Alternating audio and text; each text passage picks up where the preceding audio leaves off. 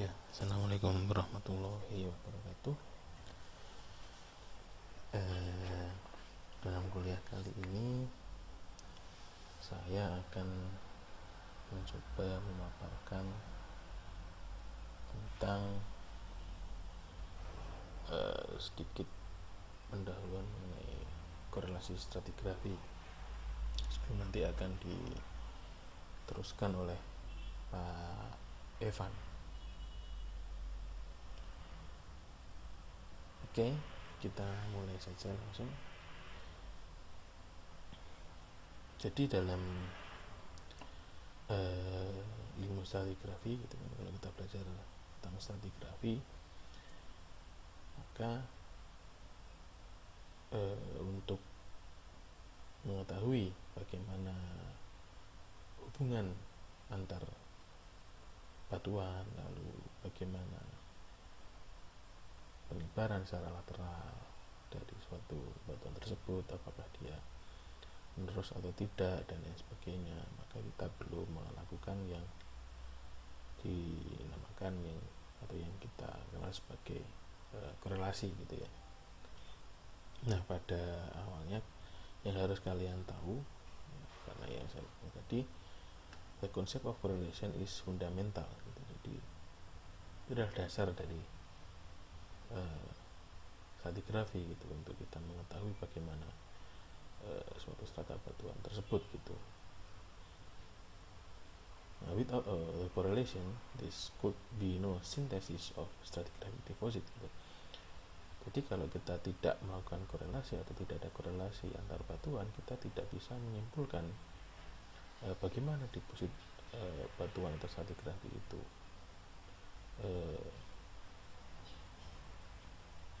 bagaimana dia terdepositkan, bagaimana dia melampar, terus sebesar apa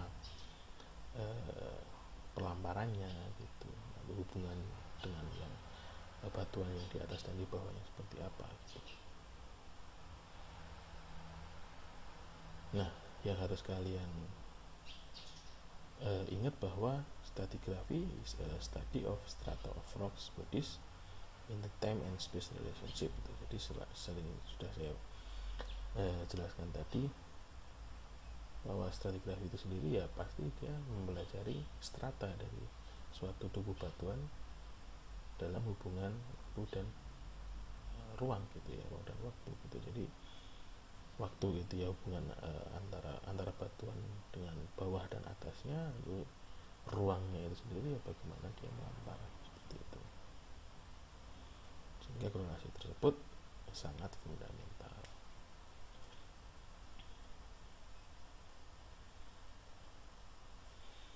Nah, kita sedikit membahas tentang history of stratigraphy ya. Di 1976 Hedberg dalam The International Stratigraphic Guide menyatakan bahwa to correlate in a stratigraphic sense is to show correspondence in character and in stratigraphic position. Jadi untuk mengkorelasikan suatu hubungan stratigrafi atau suatu strata batuan, kita harus bisa memperlihatkan hubungan antara karakter suatu batuan tersebut,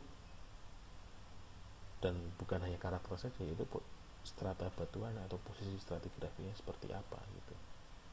Kalau kita tidak bisa memperlihatkan, ya korelasi kita ya tidak akan bisa berbicara apa-apa gitu.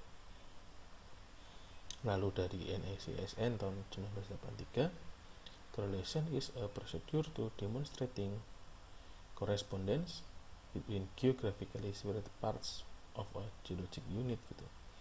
Jadi korelasi itu suatu prosedur yang kita gunakan untuk menunjukkan bahwa ada hubungan antara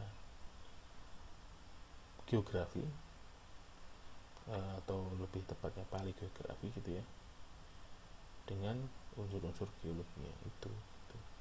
Jadi kalau kita tahu paleogeografi kan bagaimana setting atau setting lingkungannya gitu ya di masa lampau gitu. Nah, lingkungan itu akan ditunjukkan oleh geologic unit yang spesifik tadi gitu. Kalau teman-teman tahu di transisi kita dapat apa, di laut dalam kita dapat apa, di flood kita dapat apa, itu kan geographically-nya spesifik, lalu geologic unitnya yang akan kita dapat atau tubuh batuannya itu akan spesifik juga gitu.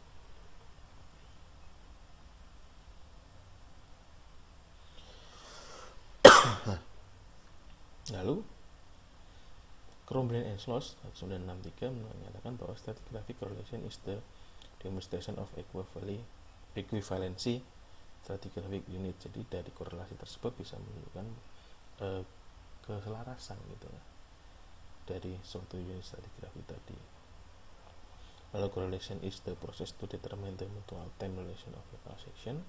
Jadi korelasi tersebut bisa menentukan bagaimana hubungan waktu atau umur dari suatu section lokal. Jadi dari misalkan dari subbasin tertentu gitu, lalu dari lingkungan pengendapan yang tertentu gitu kan. Misalkan dari suatu lingkungan pengendapan fluvial kita mengkorelasikan beberapa singkapan gitu kan. Jadi akan tahu gitu time relationnya seperti apa. Lalu Story and Peterson tahun 1959, correlation in stratigraphy should always imply time significance. Jadi ya, korelasi tersebut harus menunjukkan time significance-nya, signifikansi waktunya. Jadi bagaimana kita bisa memperlihatkan ada perbedaan waktu yang sangat signifikan di situ. Waktu itu ya umur ya. Atau yang paling gampang kalau kita belajar superposisi ya yang mana yang lebih muda, mana yang lebih tua gitu. Lalu the process of correlation is the determination of geometric relationship between rocks, fossil or sequence of geologic data for interpretation and inclusion in facies models, polygraphic construction or structural model. Jadi dari korelasi tersebut kita akan bisa menyimpulkan bagaimana hubungan antara batuan, fosil, sequence dari suatu geologic data untuk menentukan facies modelnya, paleografik rekonstruksinya atau struktural modelnya seperti apa gitu. Nah itu kegunaannya atau inti dari suatu korelasi, dari suatu batuan, dari fosil, dari sequence. Nah, kita bisa menyimpulkan oh ternyata dari batuan yang seperti ini, dari strata batuan yang seperti ini kita punya fosil ini, lalu ada sequence geologi seperti ini gitu kan. Ternyata kita punya facies apa, lalu paleografinya seperti apa, lalu apakah dia sudah terkena fault atau tidak atau apa gitu.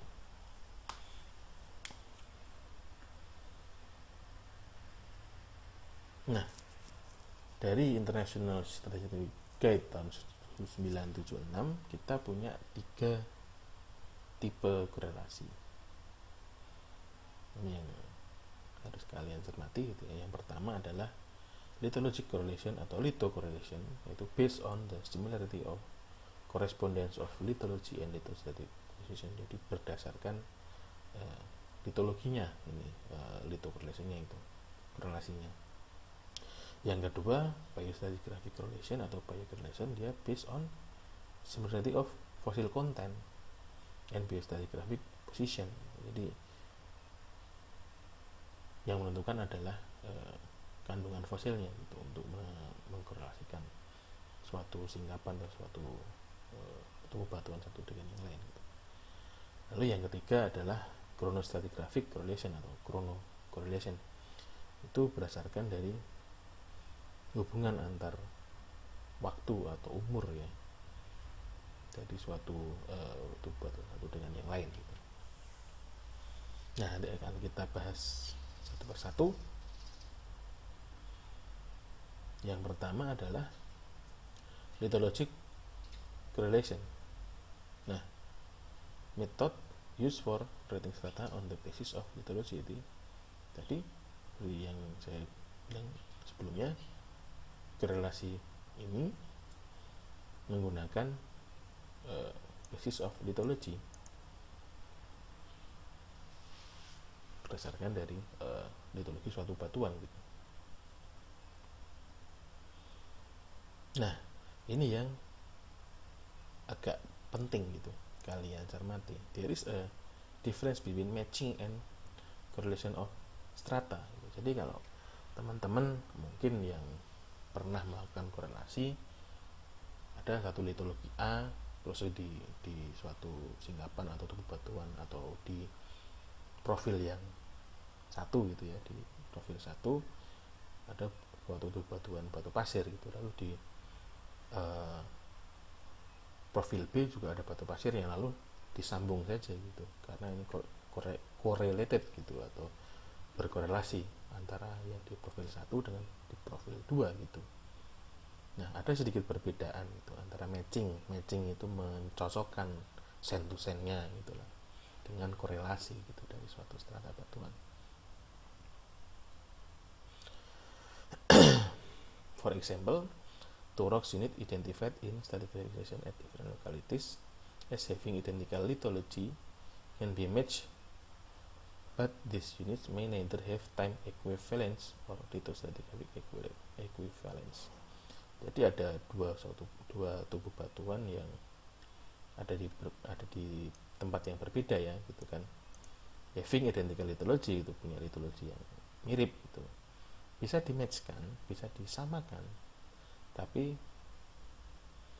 kemungkinan juga tidak memiliki time equivalence atau kesamaan waktu atau kesamaan lithostratigraphic gitu. Coba kita lihat ya di sini. Nah, ini difference between matching and correlation gitu. Yang A, apparent correlation achieved by matching of similar appearing strata. Jadi ya kita samakan saja gitu, apa litologi yang sama kita jadikan satu gitu, yang ini dengan ini dengan ini dengan ini dan lain sebagainya gitu. Nah, kalau aktual korelasinya atau korelasi yang seharusnya ya sebenarnya ternyata seperti ini gitu.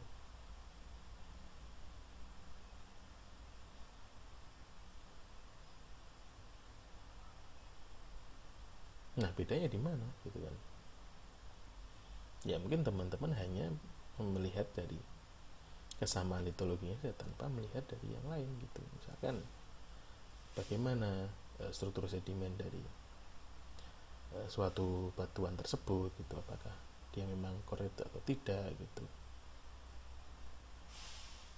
Lalu kalau kita berbicara lebih lanjut lagi, ternyata ada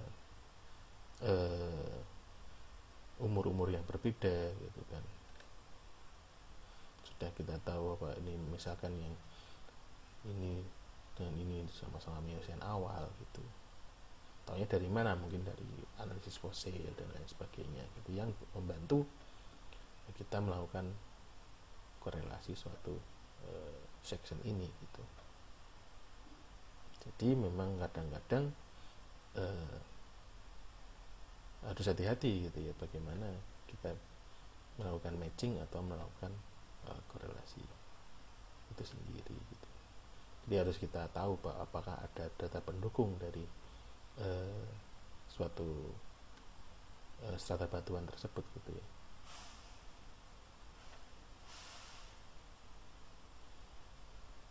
Nah, ada beberapa metode dari lithocorrelation itu. Yang pertama, continuous lateral tracing of stratigraphic units gitu. Nah, korelasi ini bisa diaplikasikan jika atau apabila suatu strata itu continuous atau menerus, bisa terlihat terus gitu kan di beberapa singkapan gitu atau di beberapa profil batuan gitu.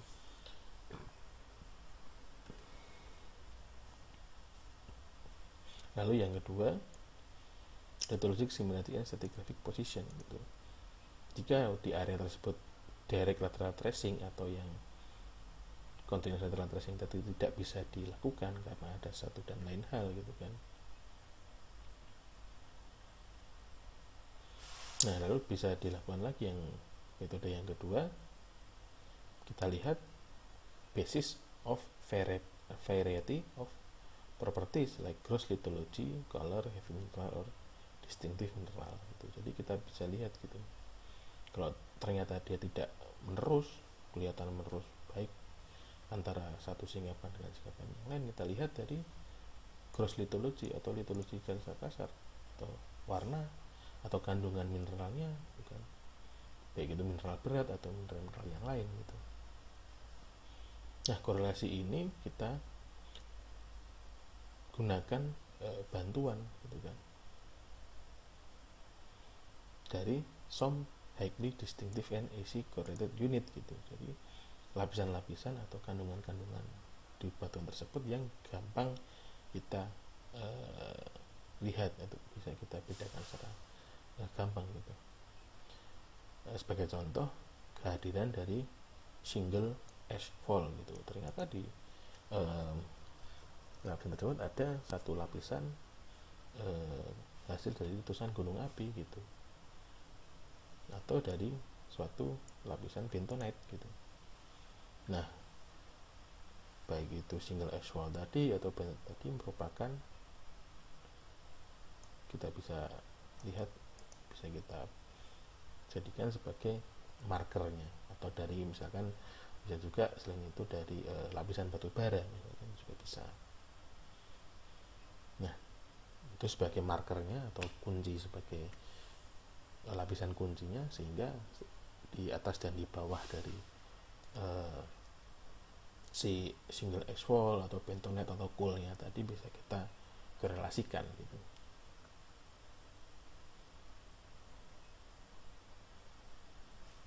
Nah, itu ini yang sedikit contoh gitu ya.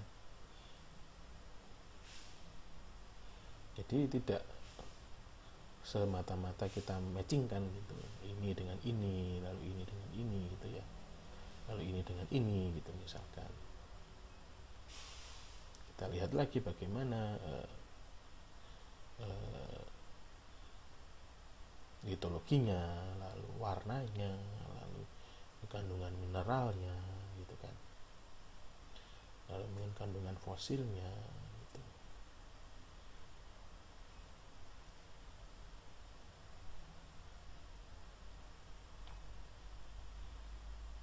Lalu mungkin bisa kita lihat lagi yang kita bahas sebelumnya tadi, lapisan kunci gitu ya.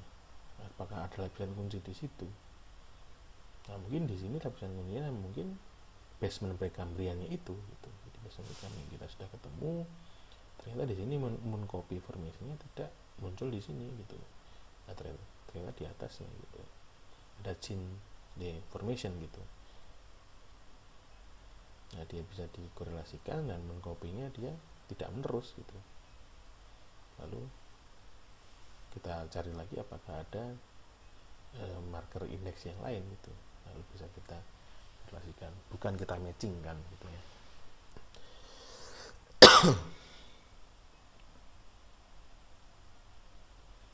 Nah, ada juga contoh seperti ini, ada beberapa profil batuan gitu kan, ada endapan glasial yang hijau ini, lalu ada dolomite yang abu-abu, shale ada biru sedikit di sini, dan di sini sandstone dikembangkan oleh kuning-kuning, dan ada basement granite gitu. Nah, bagaimana kita bisa mengkorelasikan? Apakah langsung saja kita tarik itu? Ya mungkin bisa, tapi bagaimana kira-kira?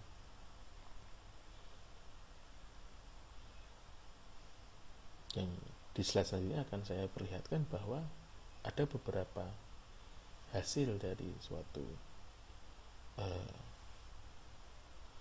korelasi gitu ya, tidak harus mutlak ini satu gitu hasilnya ya. Mungkin ada beberapa hasil korelasi yang berbeda gitu dari suatu profil-profil batuan yang kita dapat gitu. Nah, ini bisa kita lihat di sini.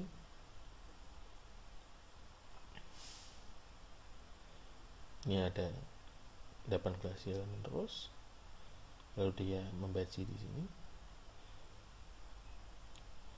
lalu di sini ada shale, dolomite,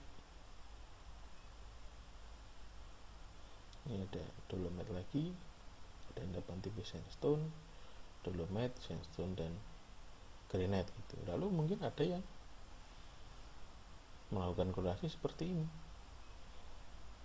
Ini ada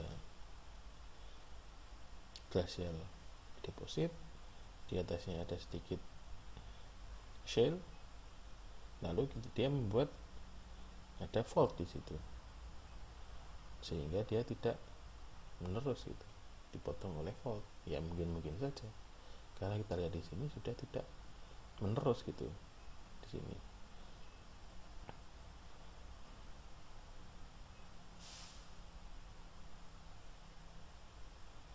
Mana yang benar ya mungkin kita harus checking lapangan gitu dari sini, apakah memang benar di sini nanti ada indikasi terjadinya fault atau tidak gitu. Tapi paling tidak kita bisa bercerita, tapi tetap on point gitu, tetap masuk akal, tetap logikanya benar gitu, tidak hanya sekedar kita mengkorelasi lurus-lurus saja gitu istilahnya.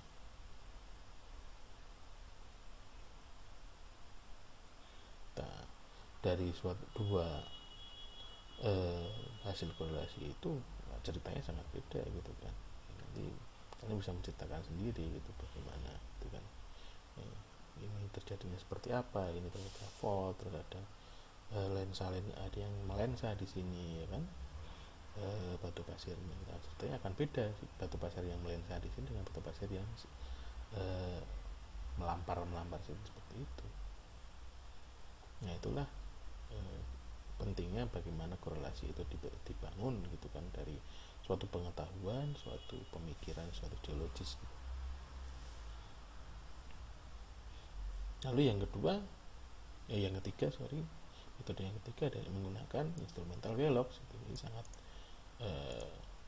umum digunakan untuk industri migas dan batu bara dan lain sebagainya gitu ya. These are simply curve sketch on a paper cards measurement from well bores based on variation resistivity, transmittivity of sound dan lain sebagainya. Ya ini penjelasan tentang well logs apa itu. Ada yang log yang dihasilkan dari resisitivitas, gelombang dari suatu suara gitu, log sonic, log activity, absorption of nuclear radiation, log gamma ray dan lain sebagainya. This variation are reflection of lithology, mineralogy, fluid content dan lain sebagainya. Dari log-log tersebut bisa kita hasilkan atau bisa kita interpretasi lithologinya, mineraloginya, kandungan fluidanya dan lain sebagainya. Nah, seperti ini kira-kira. Ada kita punya beberapa log sumur gitu kan. Nah, silakan dilihat.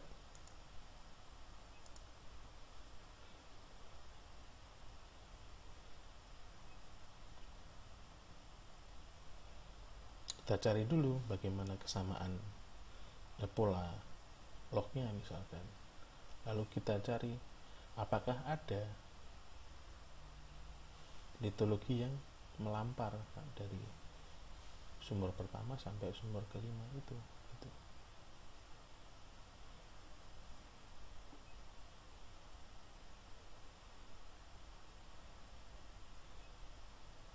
Mungkin bisa kita cari kalau teman-teman belajar sedikit mengenai sequence stratigraphy, pernah membaca tentang sequence stratigraphy atau sering melihat korelasi-korelasi yang umum gitu ya, ada yang namanya flooding surface gitu. Ini flooding surface itu sering digunakan sebagai marker, sebagai indeksnya gitu. Jadi suatu korelasi menggunakan Wheelock gitu. Flooding surface bisa dicirikan dengan adanya pelamparan suatu shell yang cukup luas gitu kan. Bisa kita lihat di sini ada beberapa yang bisa kita lihat. Ada yang di sini atau ini misalkan. Ya kan, bagaimana bisa kita tahu? Kita lihat di sini pola lognya, dia menuju ke arah nilai gamma ray yang lebih tinggi gitu kan, secara umum. Lalu di atasnya berubah menjadi pola gamma ray yang menuju ke nilai yang lebih rendah. Ini terjadi di semua, hampir di semua belok gitu. Kita lihat polanya, di bawahnya juga berbeda, dia menuju ke nilai yang lebih rendah nilai gamma ray-nya. Berarti apa? Oh, ini litologi yang berbeda dengan litologi yang di sini, dan di atas juga berbeda gitu. Nah, berarti kemungkinan apakah dia satu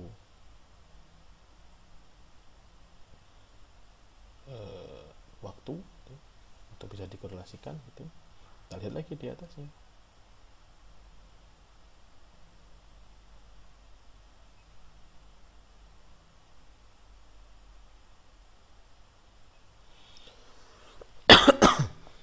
Dan di sini, oh ternyata kemungkinan dia hampir sama polanya. Ini pola gamma ray yang menuju ke arah nilai yang lebih rendah. Ini juga sama, ini juga sama, ini juga sama gitu kan. Ini agak berbeda di sini. Nah, berarti kita bisa melihat ada satu pola log gamma ray yang menuju ke arah nilai yang lebih tinggi, dan dia sama di hampir semua sumber kecuali yang ini. Nah, bisa kita tarik gitu misalkan, oh ini yang hanya menunjukkan pola log yang sama dengan keempat sumber itu. Nah, setelah kita tahu bahwa di sini dia mempunyai nilai yang nilai dan kenampakan yang sama, baru kita bisa tarik atas dan bawahnya, kita cari. Tapi ingat, tidak hanya melihat dari well-lognya saja gitu. Mungkin ada bantuan, data-data bantuan yang lain dari data cutting, data core, dan lain sebagainya. Itu juga sangat penting untuk menentukan atau mengkorelasikan dari kelima sumber itu.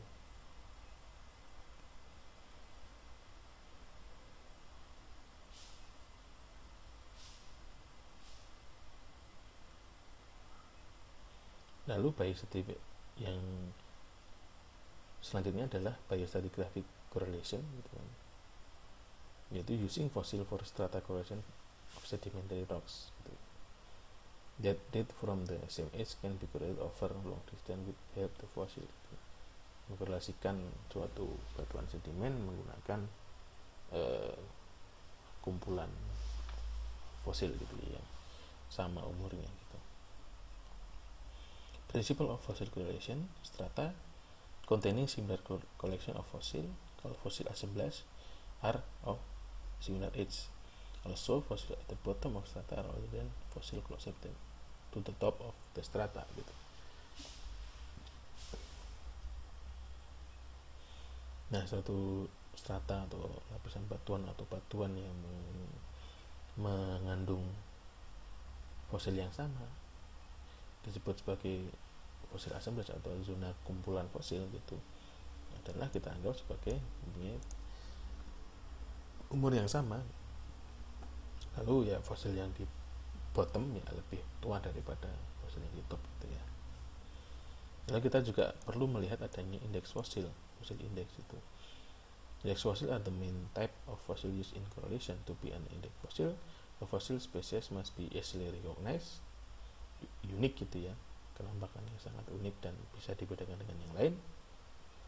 Widespread in occurrence from one location to another, dia keterdapatannya luas gitu ya. Lalu dia mempunyai limited age range, jadi dia hanya hidup di umur yang sangat singkat gitu ya. Itu indeks fosil yang kita gunakan ya, seperti yang di lithologic correlation tadi ada yang marker unit strata indeksnya. Nah kalau di biostratigraphic correlation ada indeks fosilnya juga sebagai kunci untuk kita melakukan korelasi. Nah ini ada beberapa cara untuk melakukan biostratigraphic correlation, yaitu assemblation atau assemblage by zone atau zona kumpulan gitu ya. Nah, based on distinctive grouping of three or more taxa with regard to the range limits defined by different distribution of flora and fauna and succeed each other in stratigraphic section with gaps or overlap gitu. Jadi berdasarkan dari kumpulan dari 3 atau lebih spesies atau takson gitu ya. Nah, dari itu bisa kita lakukan suatu korelasi gitu di sini. Ini kita temukan fosil-fosil yang mirip gitu kan. Mungkin bisa kita jadikan satu umur gitu, lalu yang di atasnya seperti apa. Nah, ternyata dia tidak menerus di sini karena di sini tidak kita temukan fosil yang sama dengan ini. Jadi dia tidak menerus di sini. Nah, di umur nomor 3, nomor 4 juga sama, nomor 5 juga sama, dia tidak menerus. Lalu di nomor 6 baru kita temukan kumpulan fosil yang sama itu. Jadi umur nomor 6 dia menerus, nomor 7 juga tidak menerus gitu. Jadi bisa kita melakukan korelasi gitu berdasarkan dari zona-zona kumpulan fosilnya gitu. Lalu yang kedua adalah abundance beyond zone atau zona puncak gitu. It's defined by qualitatively distinctive maxima of relative abundance of one or more species, genus or other taxon other than taxon range gitu. They represent times when a particular taxon was a peak of its development. Jadi dia memperlihatkan puncak dari perkembangan suatu spesies gitu. Nah, bisa kita lihat kita punya suatu stratigraphic section di sini. Ada suatu strata batuan gitu kan. Dan setelah diteliti kandungan dari fosilnya, kita punya beberapa fosil. Kita teliti fosilnya apa gitu kan. Lalu kita lihat umurnya bagaimana gitu.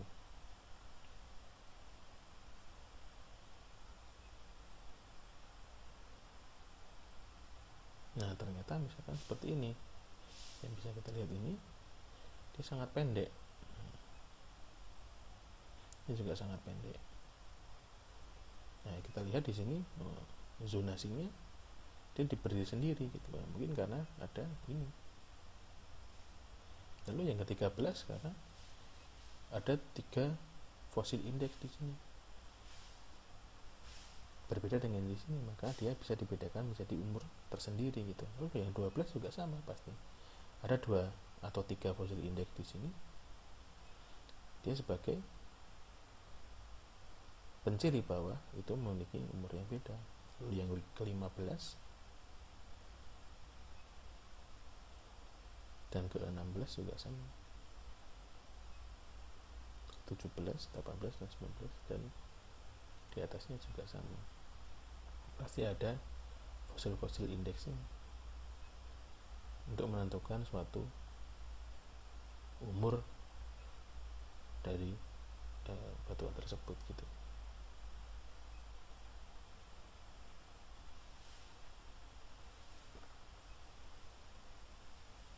Lalu yang ketiga, taxon range beyond zone atau zona selang gitu ya. is also known as index forward correlation. Index forwards are those taxa that have a source stratigraphic range but geographically widespread, abundant enough to show up in stratigraphic record and actually identifiable gitu. Nah, kita lihat gitu kan.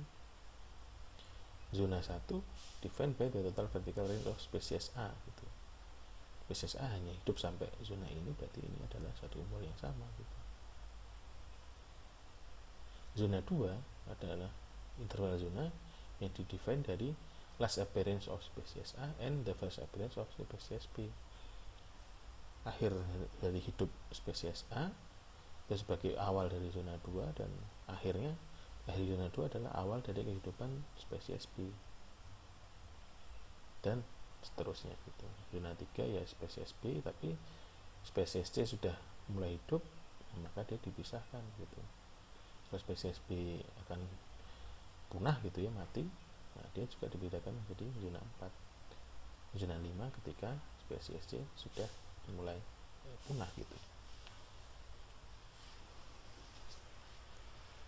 Yang dinamakan taxon rich zone atau zona selang gitu.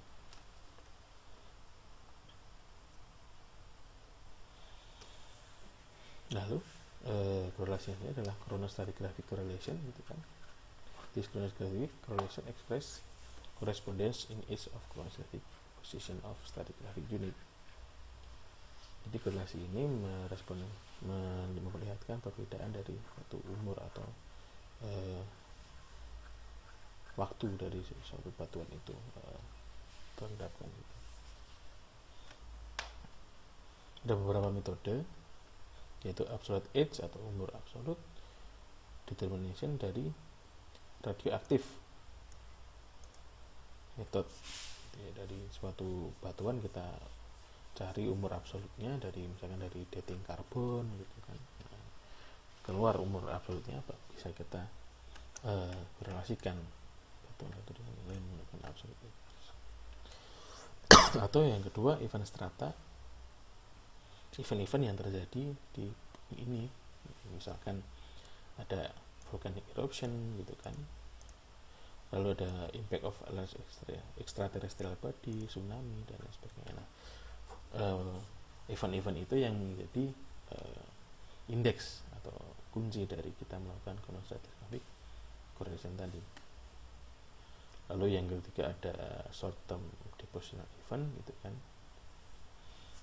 ya seperti kita bahas tadi. Nah, key bednya atau marker bednya apa gitu, misalkan ashfall dari volcanic eruption gitu kan, atau dari coal tadi gitu, itu sebagai penanda. Lalu yang terakhir, yang keempat adalah regressive event gitu. Dari event transgresif dan regresi bisa kita gunakan juga gitu sebagai korelasi chronostratigraphic. Nah, misalkan seperti ini gitu, kita punya suatu event transgresi gitu kan, kita dari brackish water lalu masuk ke beach, shallow neritic, deep neritic dan batial gitu. Lalu pada saat yang satu waktu gitu dia mengalami fase regresi di sini. Dari batial kita mundur ke arah neritic, shallow neritic, beach, brackish water dan non marine gitu. Itu akan terekam di suatu batuan. Misalnya kita punya profil di sini lalu di sini, nanti akan bisa kelihatan. Misalkan ini ada kita punya cross bed sands, ada yang laminated beds di sini, lalu ada glauconitic clays. Nah, bisa kita lihat di sini dia correlate nggak dengan yang lainnya gitu. Yang ini dengan ini, misalkan ini dengan ini gitu, yang dengan ini dengan ini gitu. Nah, lalu bisa kita lihat kenapa dia laminated beds hanya ada di sini, misalkan seperti itu ya. Lalu di sini ada cross bedding sands dan lain sebagainya. Ternyata memang pada saat itu dia seperti ini, dia maju ke arah yang lebih dalam gitu, lalu pada saat suatu waktu dia mengalami regresi kembali dari limited page, ya berubah atau membalik ke arah sandstone-nya gitu. Nah dari situ bisa kita lihat event yang terjadi itu transgresi dan regresi itu misalnya contohnya. Nah chronostratigraphic correlation itu sangat erat hubungannya dengan apa yang kita sebut sebagai sequence stratigraphy gitu,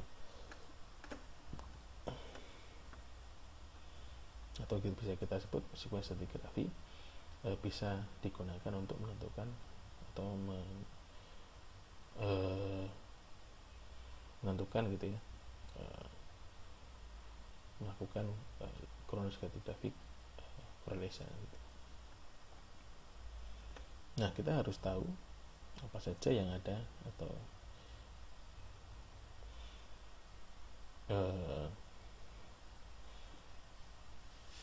pengertian gitu ya dari sequence stratigraphy. Ada diffusional sequence, diffusional system track, kita punya extend, falling state, low stand, dan transgressive gitu. Juga punya parasequence set, parasequence, dan marine floating surface gitu. Nah teman-teman harus tahu gitu apa maksud dari beberapa istilah di sini gitu. Nah mungkin bisa kita dari sini gitu kan, kita punya di sini kita punya coastal plain sandstone and mudstone, kita punya shallow marine di sini, lalu kita punya shelf mudstone di sini. Nah kita punya di sini shallow marine sandstone, lalu dia lebih ke arah yang lebih dalam gitu. Kita punya berubah menjadi shelf mudstone. Kita punya satu parasequence di sini. Lalu yang kedua coastal plain shallow marine sandstone, lalu kita punya shelf mudstone. Parasequence yang kedua, lalu kita juga 3, 4. Nah dari beberapa parasequence ini kita punya satu parasequence set gitu kan. Mungkin teman-teman juga bisa melihat kuliah-kuliah yang sebelumnya itu mungkin pernah disinggung dan dijelaskan gitu kan. Nah lalu sistem track ini yang mungkin teman-teman masih ingat sebagai tugas ya. Nah, kita punya extend system track, falling state system track, low stand, dan transgressive system track gitu. Nah kalau extend system track lie immediately below a sequence boundary. They form during the late part of a sea level rise, during a sea level standstill, or during the early part of sea level fall gitu. Jadi di atasnya sequence boundary itu kita punya extend system track gitu. Lalu falling state system track atau early low stand system track gitu ya. Jadi sebelum low stand system track kita punya falling state system track. From a sea level fall from extend position, dari extend tadi ketika sea levelnya turun itu kita punya falling state. Lalu kita punya low stand system track begin to form after relative sea level has fallen to its minimum and begin to rise leaving a small amount of ocean space. Jadi ketika setelah sea levelnya fall gitu ya, nah, karena kita punya falling state jadi sea levelnya turun gitu. Nah, setelah dia fall lalu dia mulai ke naik lagi sea levelnya, nah, kita punya low stand system track gitu. Lalu kita punya transgressive system track ketika suatu sea levelnya itu semakin naik gitu ya, itu menuju ke arah transgresi gitu. Nah mungkin gambarannya seperti ini. Yang pertama kita punya extend gitu kan, ada endapan 1, 2, 3, 4, 5 di situ. Endapan prograde,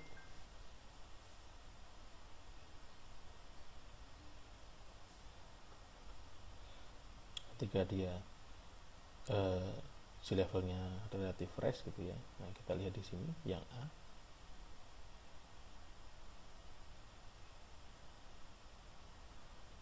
dia mulai prograde naik di sini. si levelnya rise sehingga yang dihasilkan adalah endapan high extent system track atau HST. Ada alluvial deposit, ada nearshore marine dan offshore marine itu endapannya relatif mengkasar ke atas gitu. Lalu yang B, falling stage system track gitu kan, ketika dia relatif turun sea levelnya di sini, relatif sea levelnya turun, kita lihat yang hanya kelima tadi, kelima sampai sini, lalu dia endapannya maju ke depan sini, force regression and progression gitu ya. Dia ada regresinya sehingga dia endapannya terendapkan di sini, maju ke depan sini. Dihasilkan adalah endapan 6, 7, 8 dan 9 gitu. Nah, karena endapannya masuk ke depan, maka daerah sini dia menjadi daerah fluvial karena lautnya maju ke depan di sini. Lalu yang ketiga adalah low stand system track. Ketika dia sea levelnya fall, lalu dia sudah naik ke sini, sea levelnya mulai rise lagi. Yang dihasilkan adalah endapan nomor 10 di sini.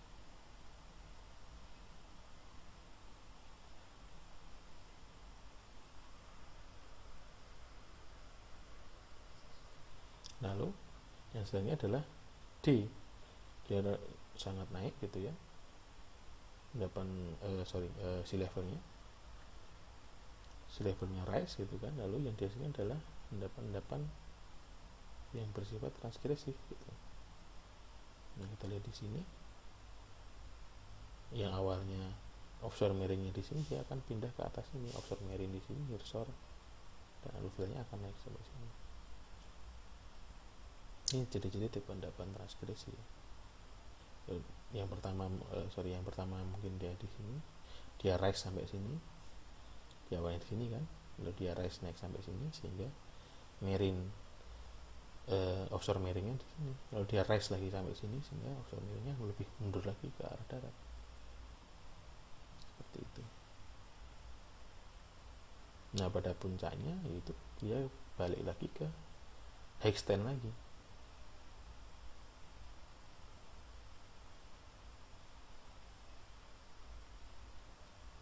Ketika dia sudah reach levelnya rise, dan dia akan cenderung naik menuju ke arah low lagi, dia akan balik lagi ke sini nanti, balik lagi ke pada saat dia di sini yang E ini, sehingga yang dihasilkan adalah endapan HST lagi, prograde lagi maju ke depan. Nah, contoh dari korelasinya adalah seperti ini. Nah, teman-teman harus bisa melihat bagaimana endapan HST itu baik itu di profil maupun di log sumuran gitu kan, ada beda dengan TST gitu. Nah, kita lihat HST, lalu TST di sini, HST lagi, dan lain sebagainya. Dari satu sumur ini teman-teman bisa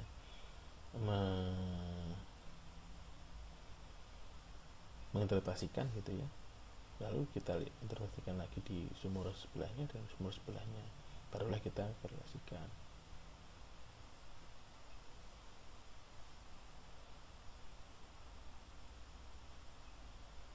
Nah, jadi bisa kita lihat di sini ya, fase-fase yang terjadi, dan kemungkinan di beberapa sumurnya juga fase itu tidak terjadi, baik itu karena tidak ada data atau yang lain gitu. Nah, beberapa kemungkinan harus bisa kita tahu gitu ya, apakah memang tidak ada data di sini atau apa gitu yang terjadi.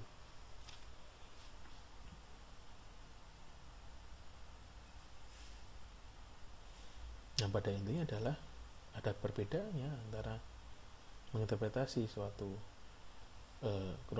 kronostratigrafik dengan litologik gitu kan, baik itu di log sumur ya, log seperti ini, ataupun di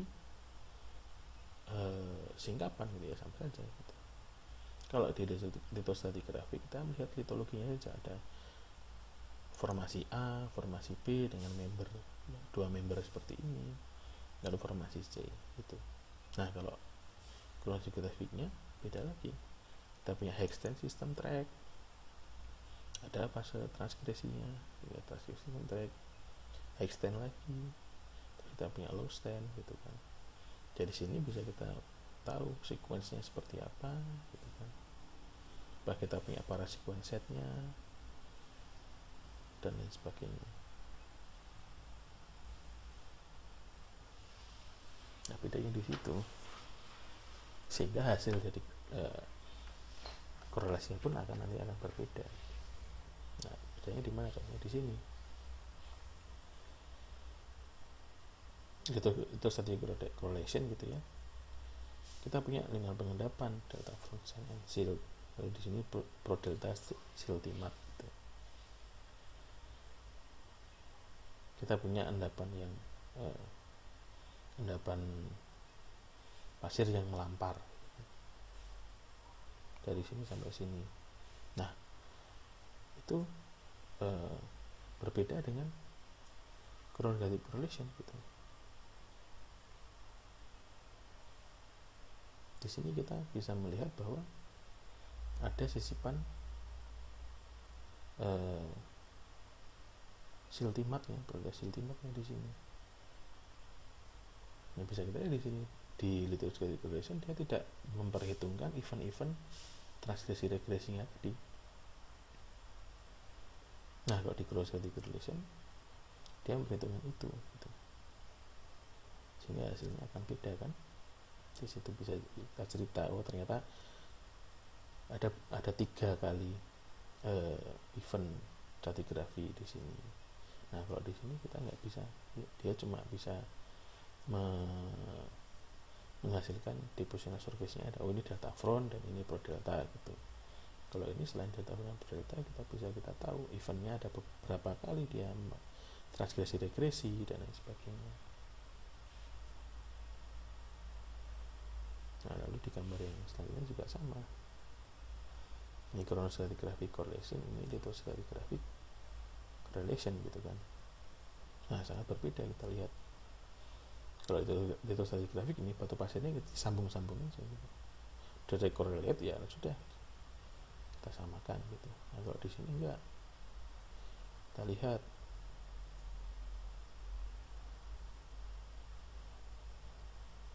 ini ada yang berbeda di sini.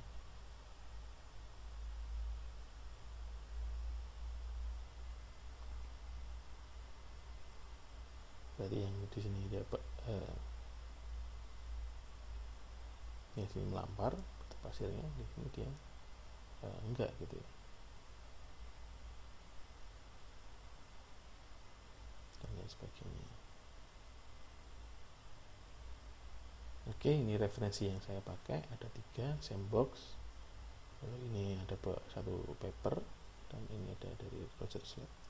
Jika teman-teman ingin melihat lebih jauh ya silahkan dibaca, mungkin Sandbox ini sangat sudah cukup kita lihat sebagai referensi awal untuk korelasi stratigrafi.